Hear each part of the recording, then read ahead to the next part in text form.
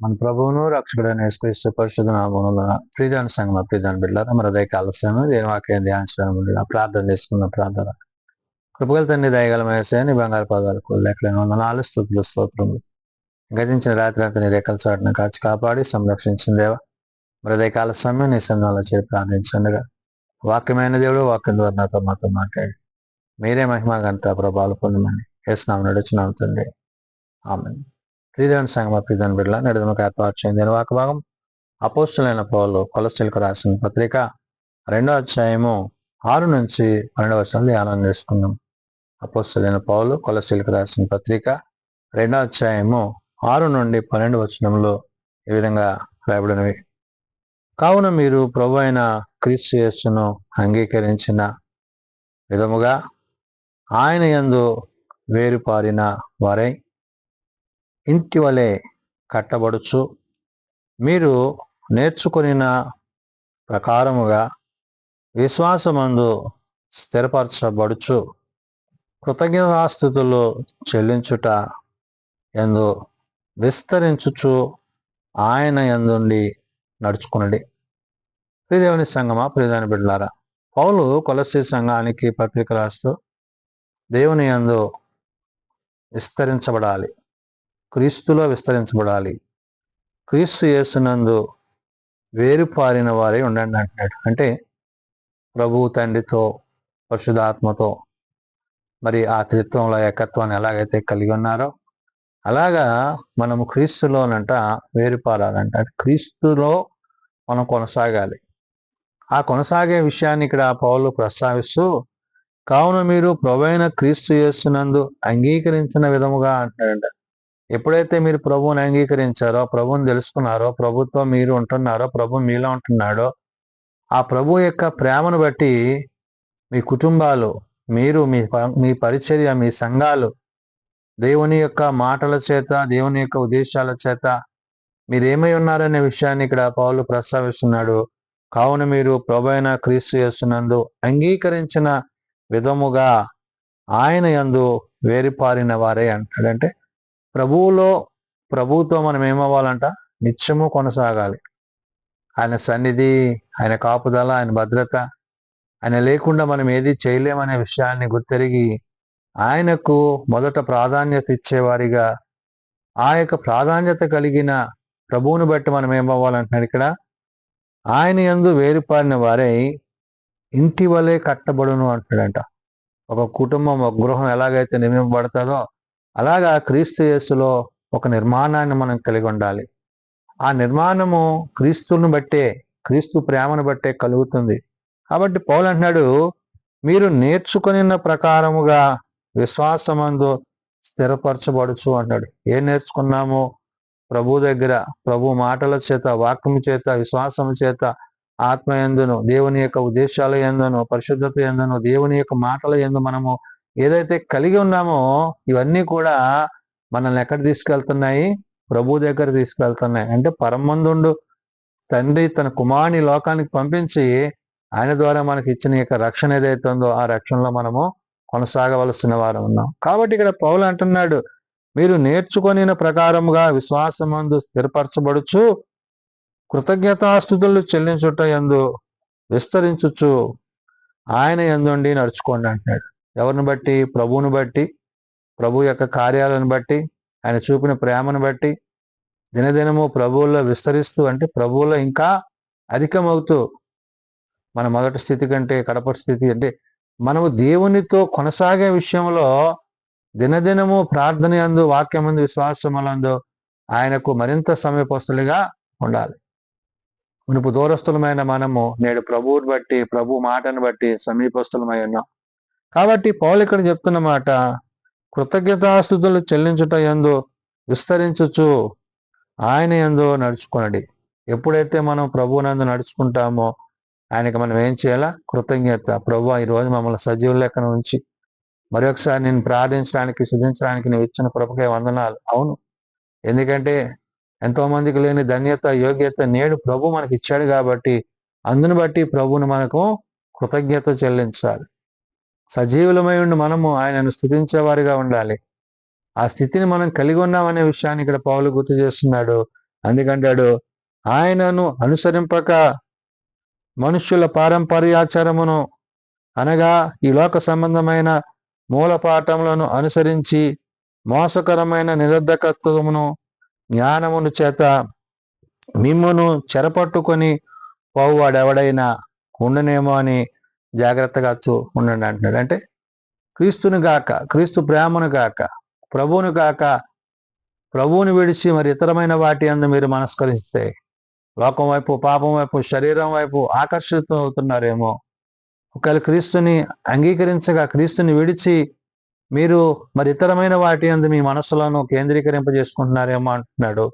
ఆయనను అనుసరింపక మనుష్యుల పారంపర్యాచారం అంటే మనుష్యులు ఏం చేస్తున్నారో వాళ్ళు చేసేదాన్ని మీరు ఒకవేళ కొనసాగిస్తున్నారేమో, ఆ విధంగా మీరు ఉండొద్దు అంటున్నాడు.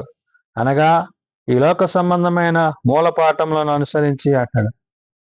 లోకము యొక్క ఉద్దేశాలు, శరీరాశ, నేత్రాశ, జీవబుడంబము, ఇవన్నీ మనుష్యుని వల్ల కలిగినవి కానీ దేవుని వల్ల కాదు. అంటే ఏంటి? తన స్వనీతిని ఆధారం చేసుకుని మానవుడు ఇవన్నీ కలిగించుకుని వాటి ద్వారా అనుభవిస్తున్నాడు. అది దేవునిని నిన్ను దూరం చేసేదే ఉన్నదనే విషయాన్ని పౌలు ఇక్కడ ప్రస్తావిస్తూ అని అంటున్నాడు. ఏమని? ఈ లోక సంబంధమైన మూలపాఠములను అనుసరించి మోసకరమైన నిర్ధకమైన తత్వమును జ్ఞానము చేత మిమ్మల్ని చెరపట్టుకొని పోవు వాడెవడైనానో ఉండినేమో అని జాగ్రత్తగా ఉండండి అంటున్నాడు. అంటే ఆడెవడో అపవాది, నాశనపుత్రుడు, నేను విశ్వాసంలో నుండి, ప్రార్థనలో నుండి, వాక్యంలో నుండి నిన్ను దూరపరిచి తన స్వనీతికి ఆధారం చేసుకుని నీ అంత తోడులేడి ప్రపంచంలో అని చెప్పి నిన్ను ప్రభు నుండి దూరం చేసేవాడు. కాబట్టి నీ హృదయములో, నీ ఆలోచనలో, నీ తలంపులలో క్రీస్తును కలిగిన వాడవై, క్రీస్తును ఎరిగిన వాడవై, ప్రభు చేత ప్రత్యేకింపబడిన వాడవై, ఇక్కడ అందుకనే క్రీస్తునందు వేరుపారి ఉండండి అంటున్నాడు. ఆయనలో నిత్యము మనం ఏమవ్వాలా? కొనసాగుతూ ఉండాలా. దినదినము ఆయన వాక్యము చేత, ఆయన మాట చేత మనము బ్రతికింపబడుతూ అనేకులను బ్రతికించేవారిగా ఉండాలని పౌలు ఇక్కడ గుర్తు చేస్తున్నాడు. ఎలాగనగా దేవత్వము యొక్క సర్వ పరిపూర్ణత శరీరముగా క్రీస్తునందు నివసించుచున్నది అంటున్నాడు. ఏం పరిపూర్ణత అంట? దేవత్వము. అంటే దేవత్వం అంటే దేవుని యొక్క తత్వాన్ని, ఆయన మూర్తిమత్వాన్ని కలిగి ఏమై ఉండాలంటాడు? ఎలానగా దేవత్వము యొక్క సర్వ పరిపూర్ణత క్రీస్తులో పూర్తిగా క్రీస్తుని కలిగిన వారముగా, మన శరీరానుసారంగా కాక ఆత్మానుసారంగా మనము సంపూర్ణత కలిగిన వారమై అని అంటున్నాడు. శరీరముగా క్రీస్తునందు నివసించుచున్నది అంటున్నాడు. ఏ శరీరం అయితే ప్రభువు మనకి ఇచ్చాడో ఆ శరీరంలో ప్రభువు నివసించాలి. ప్రభువు నివసించకపోతే అపవాది వచ్చి మన శరీరాలను స్వాధీనం చేసుకునే అవకాశం ఉంది. కాబట్టి క్రీస్తుని బట్టి, వాక్యమును బట్టి, ప్రార్థనను బట్టి, విశ్వాసమును బట్టి పౌలు ఇక్కడ చెప్తున్నమాట ఎలాగనగా దేవత్వము యొక్క సర్వ పరిపూర్ణత, దేవుని బట్టి, దేవుని మాటను బట్టి మనము జీవించాలి, కొనసాగాలి అని చెప్తూ, మరియు ఆయన యందు మీరును సంపూర్ణులై ఉన్నారు అంటాడు. ఎవరినందు? ప్రభువునందు. ఆయన పరిపూర్ణుడు, సంపూర్ణుడు. మనం ఆయనలో ఏమనాలో? సంపూర్ణుడు. అంటే పూర్తిగా క్రీస్తుని కలిగి, క్రీస్తు ప్రేమను కలిగి, తండ్రితో, కుమారునితో, పరిశుద్ధాత్మతో నిత్యము మనము అనుసంధానం చేయబడుతూ, వేరుపారుతూ, అంటే వారి యొక్క మాటలను, వారి యొక్క ఉద్దేశాలను, వారి యొక్క ఆలోచనలను మనం కలిగిన వారమైతే మన యందు పౌలు చెప్తున్న మాట మనం ఏమవుతామంటున్నాడు? మరియు ఆయన యందు మీరు సంపూర్ణులై ఉన్నారు. ఆయన సమస్త ప్రధానులకును అధికారులనుగా శిరస్సు అయినాడు అంటాడు. ఆయన శిరస్సు అయిన క్రీస్తును కలిగిన వారముగా, క్రీస్తును ధరించుకున్న వారముగా, క్రీస్తు యొక్క ప్రేమలో, క్రీస్తు యొక్క మాటలో, ఆయన ఉద్దేశాలలో ఒక ఆలోచన ఉంది. ఏంటంటే మనం నశించిపోవడం ఆయనకి ఇష్టం లేదు. కాబట్టి తండ్రి తన కుమారుని లోకానికి పంపించి ఆయన యందు విశ్వాసం ఉంచేవాడు నిత్య జీవాన్ని పొందుకునే కృపనిచ్చాడు. మరణం గెలిచిన ప్రభువుని బట్టి, నేడు ప్రభువుని కలిగి ఉన్న మనము ఆ మరణపు ముళ్ళు విరిచిన క్రీస్తుని బట్టి మనం ఏమవ్వాలంట? శిరస్సు అయిన క్రీస్తుని. ఆయన శిరస్సు అయి ఉంటే మనము ఆయనలో కొనసాగుతాం. వాళ్ళు అదే చెప్తున్నాడు, మీరును క్రీస్తు సున్నతి యందు శరీరేచ్ఛలతో కూడిన స్వభావమును విసర్జించి ఆయన యందు చేతులతో చేయబడిన సున్నతిని పొందితిరి అంటున్నాడు. అంటే క్రీస్తుని బట్టి, క్రీస్తు ప్రేమను బట్టి, క్రీస్తు యొక్క ఉద్దేశాలు, పౌలు తన పత్రికలో ఎక్కువగా మాట్లాడంటే క్రీస్తుని బట్టే తప్ప మరి దేన్ని బట్టి తాను అతిశయించేవాడు కాడు. అంటే క్రీస్తు యొక్క ప్రేమలో తాను ఎంతగా ముందుకు కొనసాగుతున్నాడు. మీరును క్రీస్తు సున్నతి యందు శరీరేచ్ఛలతో కూడిన స్వభావమును విసర్జించి ఆయన యందు చేతులతో చేయబడని సున్నతి పొందితిరి అంటారు. అంటే ఆయన రక్తము చేత కడగబడ్డాం, ఆయన చిందించిన రక్తము చేత పరిశుద్ధపరచబడ్డాం. ఏ రక్తం అయితే ప్రభు మన కొరకు చిందించాడో ఆ రక్తం మనలను నీతిమంతులుగా చేసింది. పాపమెరుగని ఆయన మన కొరకు పాపమై ఇచ్చాడు. పాపమై ఇచ్చిన ప్రభువును బట్టి ఇక్కడ పౌలు చెప్తున్న మాట, మీరు బాప్తిస్మమందు ఆయనతో ఏమై ఉండాలంటున్నాడు, కూడా పాతి పెట్టబడిన వారే ఆయనను మృతులలో నుండి లేపిన దేవుని ప్రభావమందు విస్తరించుట ద్వారా ఆయనతో కూడా లేచితిరి అంటాడు. ఎలాగైతే ప్రభు మరణించి తిరిగి లేచాడు, ఎలా అయితే ప్రభు పునరుత్థానుడయ్యాడో ప్రభువునందు ఉన్నవాడు అట్టి రీతిగా లేపబడతాడు, అట్టి రీతిగా ప్రభుతో జీవిస్తాడు, అట్టి రీతిగా ప్రభువులో కొనసాగుతాడు.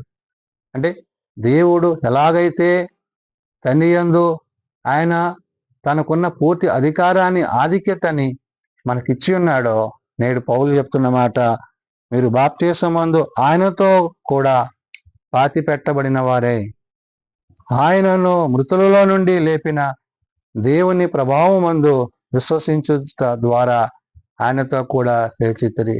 తండ్రి ఎలాగైతే తన కుమారుని లేవనెత్తి సజీవుని చేసి ఆయన ద్వారా మనకి ఆ నిత్యరాజ్యాన్ని అనుగ్రహించాడో, నేడు ప్రభువునందు మనం ఉంటే ఆయన మన యందు తన కార్యాలను మనం ఆయన యందు వేరుపారిన వారమై ఉంటాము. కాబట్టి ఆనాడు కొలస్సీ సంఘానికి, నేడు సార్వత్రిక సంఘానికి పౌలు చెప్తున్న మాట, క్రీస్తు యేసునందు వేరుపారిన వారై ఉండండి అంటున్నాడు. ప్రభువుని బట్టి, ప్రభు మాటను బట్టి, ఆయన చూపిన ఉన్నతమైన ప్రేమను బట్టి, అంత్య దినాలు అపాయకర దినాలు ఉన్న మనము, ఈ అడ్వెంట్ మాసంలో ప్రభు యొక్క రాకడ కొరకు ఎదురు చూస్తున్న మనము క్రీస్తునందు, క్రీస్తు మనయందు నివసించినట్లు, పరిశుద్ధాత్మ దేవుడు మనకు తోడై ఉండినట్లు ప్రతినిత్యము వాక్యము చేత, ఆత్మ చేత, ప్రార్థన చేత క్రీస్తులో కొనసాగవరమై ఉండాలని ఉదయకాల సమయమున భక్తులైన పౌలు ద్వారా తెలియజేస్తున్న మాటలు ప్రార్థన చేసుకున్నాం. ప్రేమ నమ్మకం కలిగిన మా తండ్రి, కృపగలిగిన దేవ, అవును నాయన, నిన్ను మరి ఒకసారి నాయన దర్శించడానికి, దీవించడానికి సజీవుడు అయిన నిన్ను బట్టి నాయన మా కొరకు మరణించి మా కొరకు తిరిగి లేచావు. మమ్మలను మా పాపముల నుండి, మా అతిక్రమముల నుండి మమ్మల్ని తప్పించి మీ నీతిని మాకు ధరింపజేస్తారు. యోగ్యత లేని మమ్మలను ప్రభువా మీ యొక్క ఉన్నతమైన ప్రేమ చేత తండ్రి నీ కుమారుని మా కొరకు ఈ లోకానికి పంపించి నీ కుమారుని ద్వారా ఆయన చిందించిన రక్తము చేత నేడు నాకు మాకు నిత్యరాజ్యాన్ని, నిత్య జీవాన్ని అనుగ్రహించావు. కాబట్టి నేను ఎంత గొప్ప రక్షణ నిర్లక్ష్యము చేయక నీ వాక్యం అందు నిలిచిన వారమై, నీ వాక్యానుసారంగా జీవించే వారమై నీ కృపలో కొనసాగుటకు నీ సహాయము మాకు దయచేయండి. అయ్యా మేము బలహీనలు, మమ్మల్ని బలపరచు. అయ్యా మేము రోగులు, మమ్మల్ని స్వస్థపరచు. అయ్యా మీ చేతి గాయముల చేత మాకు స్వస్థతను, ఆరోగ్యము దయచు. ఏ ఒక్కరు నశించక అంతటి అందరూ మారు మనసు కలిగి పాపక్షమాపణ కలిగి అయ్యా నీ నిత్యరాజ్యంలో చేరగలుగుటకు నీ కృప దయచేయండి. చిన్నబిడ్డలు, యవ్వనులు, పెద్దలు, వృద్ధులు ప్రతి వారిని వారి వారి తరగతుల చొప్పున ఆశీర్వదించి దీవించండి. జన్మదినాలు, వివాహ దినాలు, ఐకుడికల కుటుంబాలను ప్రత్యేకపరచండి. ప్రభా నేడు దిన పరిచర్లో, సేవలో నీ సన్నిధిలో చేరి ప్రార్థిస్తున్న ప్రతి కుటుంబాన్ని మీ రెక్కల చాటును బలపరిచి భద్రపరచమని, నీ కృపలో కొనసాగుటకు నీ సహాయం దయచేయమని యేసునామమున అడుగుచున్నాం తండ్రి, ఆమేన్. పరలోకమందున్న మా తండ్రి, నీ నామం పరిశుద్ధపరచబడుగాక, నీ రాజ్యం వచ్చుగాక, నీ చిత్తం పరలోకమందు నెరవేర్చినట్లు భూమి మీద నెరవేరుగాక. మానిన నాలుగు మాకు దయచేయండి. అలా ప్రార్థన చేసిన వాడిని మేము క్షమించిన ప్రకారం మా ప్రార్థనలను క్షమించండి. ప్రార్థనలో తేకాదశం తప్పించు. రాజ్యము, శక్తి, మహిమ నిరంతరము నీవే తండ్రి, ఆమేన్.